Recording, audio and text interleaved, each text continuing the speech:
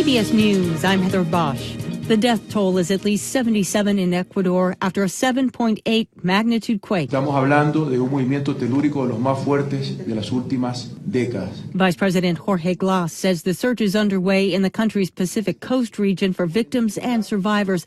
But Stefan Kuffner reports. Roads were out, so it's going to be difficult for emergency teams from other parts of the country to even reach these locations, let alone from other countries. So if people have to be released from collapsed buildings, I'm not sure that there's going to be enough people, emergency teams on hand in the short term to save enough lives. Two recent quakes in southwest Japan were not quite as big as the one in Ecuador, but they've killed at least 41, destroyed buildings, and left people homeless. There are some 25,000 soldiers deployed here now, and we've seen them through the course of today, delivering water, setting up bathing facilities, sanitation, particularly with the lack of running water for more than 400,000 people here. Sky News' Katie Stallard.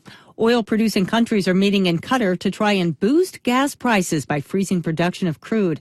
But Iran isn't there, and Saudi Arabia has said it won't back any agreement if Iran doesn't. Even if OPEC reaches a deal, Iran's production and oil from other sources, like here in the U.S., could keep prices down.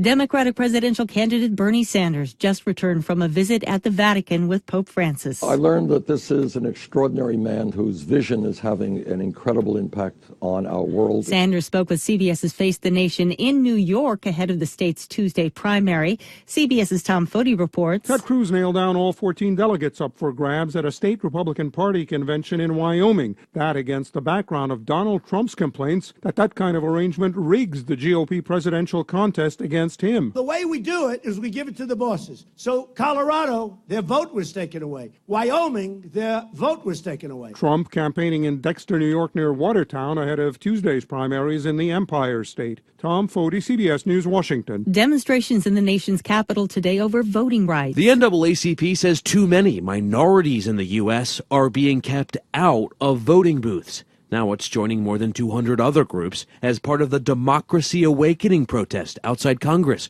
calling for more protections against voting discrimination.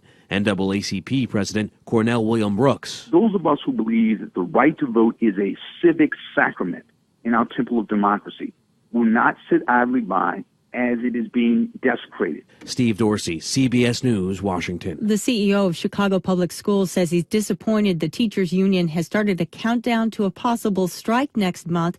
The teachers union rejecting recommendations from a neutral arbitrator to accept the district's offer. This is CBS News.